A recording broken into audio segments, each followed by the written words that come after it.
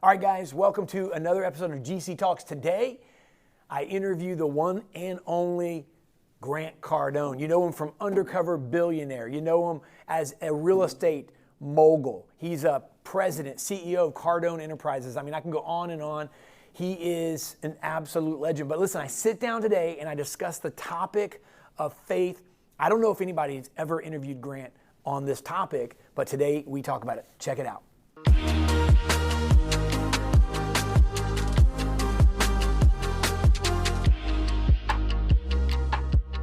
All right, guys, well, I've got the one and only Grant Cardone here, and man, I'm looking forward to this conversation probably more than any interview I've done on this topic. And Grant, I appreciate you being with me, man. I know you're extremely busy. Yeah, you got it, David. I appreciate being here, and I love everything you do, man. You're an inspiration to a lot of people, and inspiration is important, dude. Like if you don't have that, it's like fuel to the spirit, right? Absolutely. Let me ask you something, man. So, I listen to a lot to what you say, and I know a lot of people do. And over the last couple of years, okay, anybody that says we haven't gone through some weird stuff, right? I mean, it's just been crazy. But people put their faith. We're talking about faith. They put their faith in leaders. They put them in their bank account. They put it in their employer, their 401k. And I think, if anything, right over the last couple of years, we've watched these systems, all of them, fail, and where people have put their faith in these individuals or these systems. And so let me ask this question. Did they have their faith, in your opinion, in the wrong place to begin with? I don't know I don't want to judge what other people do right or wrong. I have my hands full as a flawed human being, getting my own life right. Mm-hmm. Certainly I have, as I look back over my life, I was reflecting the other day, what would I do different? Mm-hmm. If I could. And there's so many things that I put too much faith in, too much stock in, mm-hmm. That under delivered for me. I've always tried to over deliver to the public, mm-hmm. or to my customers, and forgot to make sure I over deliver to myself. Mm. And sometimes, I personally been so busy trying to get someplace, to be somebody. And look, part of that has been a spiritual journey for me, because I did want to, a guy told me years ago, you're blessed, man, you're blessed. And I'm like, no, I got to prove that I'm blessed. My job, I believe God's mission with me is that here's everything you need, Grant. Now you go manifest, you go mold it, you go create it, you go use your free will to do your thing. And I've misused that. And then I've kind of got back on track to use it right. And then, then I started thinking, hey man, I'm somebody's important. And then I'm correcting, right? I'm correcting, I'm becoming. I love that. So so I saw you said something, and I actually wrote it down because I wanted to get it right. You said something that, quote, you said, you don't need to grow old to die. You said, I was dying at the age of 20 as a result of no direction and no purpose. And so here's a question. Is that something, in your opinion, that a lot of people struggle with as a whole, a lack of direction and a lack of purpose? Yeah, it's 100%. Like, where am I going? Why am I going there? Mm-hmm. What's there when I get there? Mm. So, like, look, a lot of people don't see me as a spiritual person, but really, the defining part of my life is I am a God-based, very spiritual individual. Now, I'm not spiritual the way Joel Osteen is, or the way T.D. Jakes is. Or the way a priest is, maybe, until you get around them behind the scenes and you find out, oh wow, these are human beings too. Mm-hmm. I remember Steve and I were on the stage, and Steve's a very spiritual man. He represents in front of people as much a God man. But as soon as we got off stage together, he's like, man, who the, F are you, man? like all of a sudden he became a different kind of Steve, right? So, look, my purpose has been like it's been an evolving, it evolves itself, right? When I was a kid, I remember wanting to learn how to ride a bike. And I was like, this is impossible. I'm never going to learn how to ride this bike. Right. 3 weeks later, I'm popping wheelies, but in the beginning, I was just terrified I could even stay on the thing. Same thing. The truth is my life is going from adolescence to my 20s when I didn't have, I used to say I didn't have a mentor, but the truth is there's always a mentor. There's always somebody will always come in. I lost my dad, as you might know, when I was 10, and I kept looking for my daddy. I looked for him in a coach. I looked for him in friends. I looked for him in an older brother. All these things disappointed me. My older brother died. My coach let me down. The school system let me down. Then Danny, the drug dealer, he says, I'll be your daddy. Somebody will always offer help. Right. And when you're hurting, almost everything looks like help. And then you get hurt so many times by the help that you become skeptical to any help. And then we start prejudging. Like, I'm like, God, help me, God. I can't tell you how many times I recited, I can do all things through Christ which strengthen me. 10,000 times. If I didn't say that once, I said it 10,000 times. Okay. And then all of a sudden help comes to me, and it didn't look like what I thought it was going to look like, what I was praying for. Right.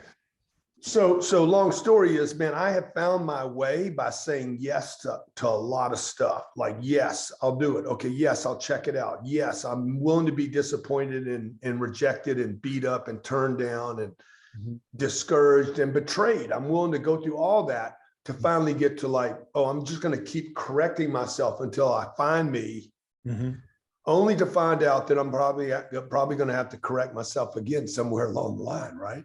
Yeah. No, that's good. So, I mean, I love this. How do you, so what I hear you saying, I agree with you, by the way. I think that, and I think that, not getting too far off the questions here, but I think that's what makes people relate to you. The fact that you lost your father, the fact that you went through those struggles. I mean, to me, that's faith. And so my question, I guess, is how do you define faith? I mean, how do you define faith? Yeah, I define it as action. So for me, if you have faith, you take action. If you don't have faith, then you're not going to take action. I know a lot of people that have faith. It is only in their head, though. They believe only here. And this goes back to what I said about I am blessed. Yeah, okay, I know it. I know I'm blessed. Now I have to go prove it. And to me, the people that are most spiritual to me are not the people that can recite the Bible and the verse and tell me what I should believe. It is the people that are taking action. And for everybody out there, like, my 13-year-old said to me the other day, Papa, how do you seem to like be scared of nothing?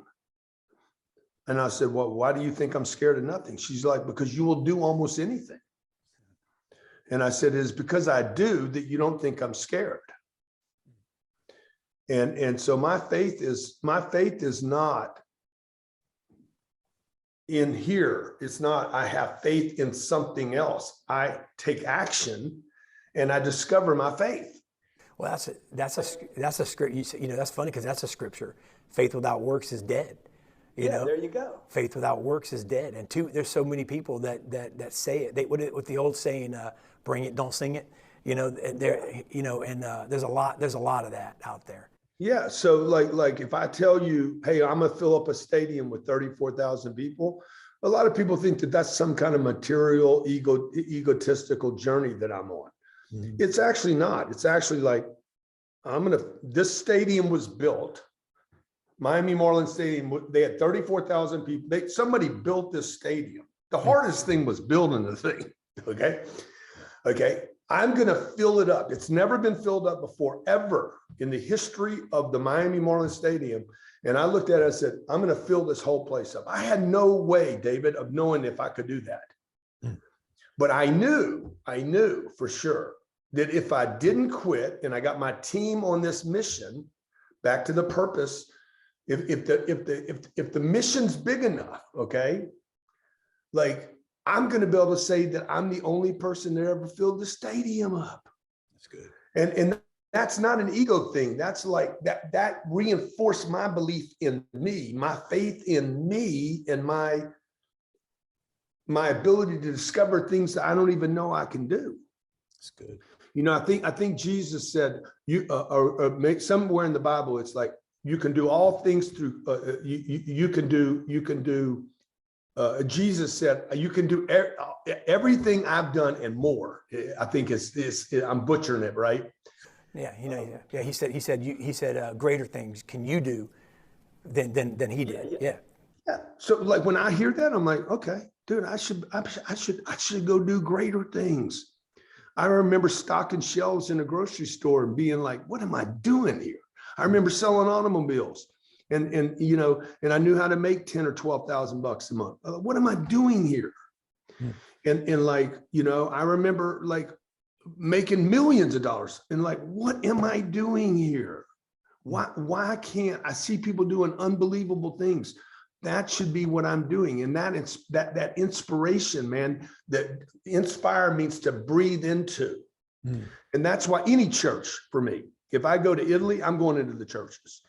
I've been to Baptist churches, Muslims. I've been to I go into churches because I'm inspired by something, some group belief in something greater than just my physical unit. Yeah. That breathes life and possibility into me. Well, what do you do? This is a question I've always wanted to ask you. I never asked you this. What do you do when you want to quit? I remind myself, man, if you don't quit, you will get there. Because I want to quit all the time, man. But I never feel better when I quit. I always feel better when I gut up. Like I was supposed to go work out this morning. I hadn't done it yet. As soon as I'm done with this, I'm gonna go work out. I know for sure that I'm going to feel better if I work out. Okay. Now, some people would say I should feel something. The psychiatrist, which is probably as close to the devil as you can get, is going to tell me that I should feel good about myself, which is completely contrary to what we've been talking about. I should feel good about myself without having to do anything. But back to the faith thing and the action thing. Okay. If I just believe and I don't take action, I can't change anything. And I'm definitely not setting the right example for anyone. Yeah. And so, what I do is I take action, man. When I'm scared, when I want to quit, when I don't want to do it, I tell myself, okay, there's no payoff in quitting. And if I don't quit, I will get there. I will finally get there if I just simply don't quit. I truly believe, David, that if I refuse to quit, I cannot fail on any endeavor. I've been. There's two more questions here. I've been watching your social media lately, and I've noticed, some of your posts have been a little bit different. And I wanted to ask you about this. You're talking a lot about valuing those that are closest to you, and it's inspiring. And you've always done that, but I just noticed you've honed in on your family. You've talked more about these things, and talk about why this is important to you. I've just noticed, like the other day, I saw you post something where you're like, this is my why. And I remember it being your family. And, I just think that we're missing that maybe as a society. And why is that so important to you? Because maybe it's my life cycle that I'm looking at right now. You see your kids grow up and you're like, okay, they're growing up. And that means, what does that mean? That means I expire at some point. At least this unit expires. Now, I don't believe that, like I'm looking for a biblical life here. I want to do something biblical. Now, some of your audience can be like, man, that's so egotistical. But I'm looking to do something biblical, man. I'm looking to do something like I take some of that scripture, the way it was written for me is like, bro, you can do some big stuff. Go do it. Me and TD Jakes were talking about this. And like, I talk about whatever's going on in my head.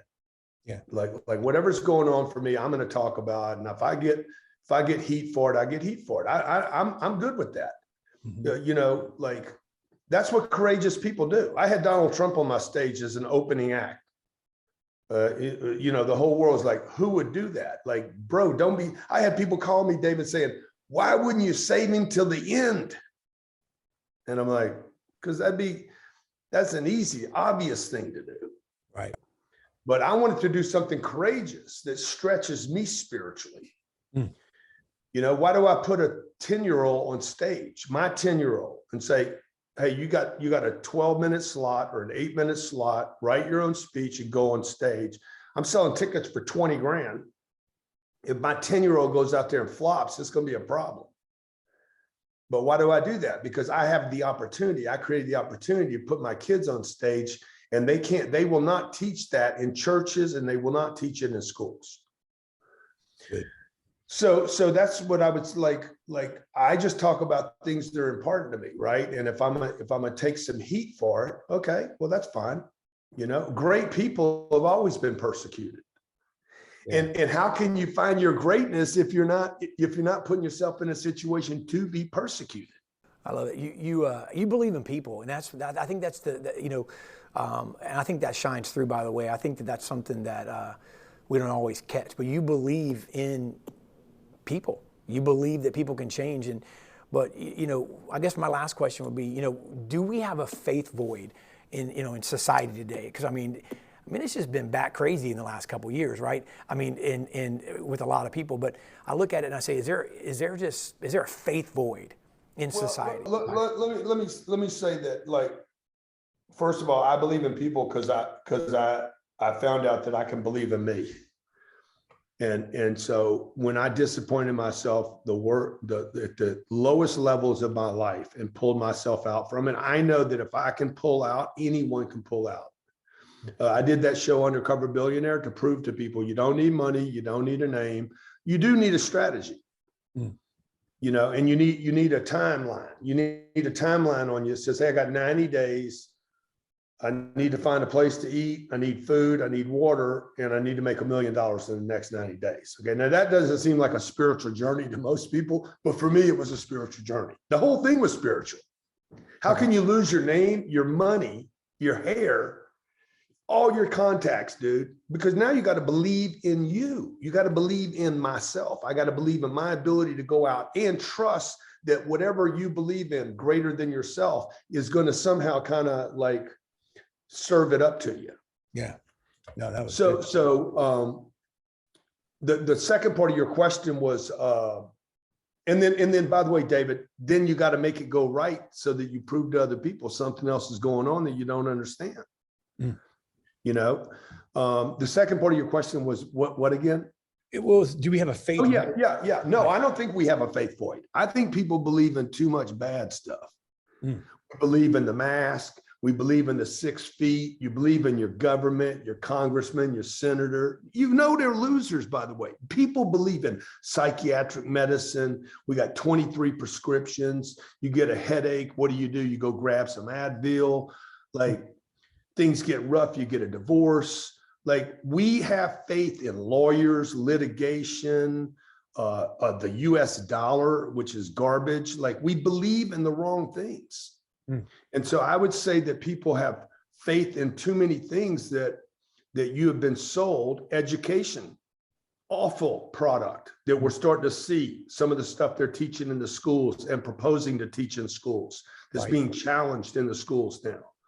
That we would send our kids to 12 years of babysitting classes and expect that they could do anything when they're 19 years old. It has been a massive disappointment to many parents. So I would just tell people, like, that you need to redirect your faith and look at what is not working for you, and just simply like friends, family. Sometimes we have faith in family that's really not even supportive of what we're doing. Or friends that used to be friends that now can't even be friends to themselves. So we have I would just, faith in the Yeah. wrong stuff. So there's not a faith void. It's just misplaced faith. Totally, bro. I'm a believing somebody else is gonna. You're the owner of the company, and you're like, I believe somebody's gonna do it. Well, you shouldn't. You should believe they're gonna do it, but you should also check to make sure it happened. That's good, man. Man, thank you so much for this. This has been great. Awesome stuff, man, as always. Yeah. But I want to thank you for hanging out with me, man, and answering these questions. It's been really good. You got it, brother. Appreciate you, man. Appreciate you, David. Thank you. All right, guys, what an interview. What an interview. I hope that blessed you. I hope that got you thinking. So listen, I want to spend a couple of minutes here, maybe a little longer than I normally do, to kind of just break this down. Because look, at GC Talks, right here at our Game Changer ministry, we believe that the Bible is clear when it says that Jesus Christ is the way, he's the truth, and he's the life. So look, maybe you're watching this. Maybe this is the first time you've ever watched anything on faith. Maybe this is the first time you've checked us out. I want to be clear that Jesus is the answer, right? This world has a lot of issues, but it also has a lot of so-called solutions. But a lot of the solutions that this world offers, I've tried them all. I've seen them all. They fall short. And there's a reason for that. God created you and I with a void. I'm talking about a Jesus-shaped void. He created us in his image for his purpose. And so if you've been searching for purpose, I searched for purpose prior to Christ. And nothing I tried. It didn't matter how many drugs I did. It didn't matter how much I partied, how much I chased women, how I chased business, what type of hole I tried to fill with money. The one thing, the only thing that's ever filled that spot is Jesus Christ. And there's a reason God created you and I in his image for his purpose. And when you discover that purpose, that God-given purpose, nothing feels like that. There is no high like the Most High. So I just want to be clear that Jesus Christ is the way, the truth, and the life. And look, nobody comes to the Father but by him. Amen? And faith is just simply that. It's just believing in something you can't see. It's believing in something that you hope for. And the evidence, even though it's not seen, I'm believing that the evidence exists. And you know what? Here's the crazy thing. You go, I don't have any faith. Well, you do. The Bible actually says that every man, every woman was given a measure of faith. You were born with enough faith to get it started. And all you have to have is a little bit. You have a little bit of faith. You just put that in the ground. The faith the size of a mustard seed. It's a small seed, but it turns into a big plant. You plant that little faith, all you got right now, that little faith in the ground, and it sprouts up into something really big. Hey, I hope to see you next time on GC Talks. If you need anybody to pray with you or talk to you, just reach out to us.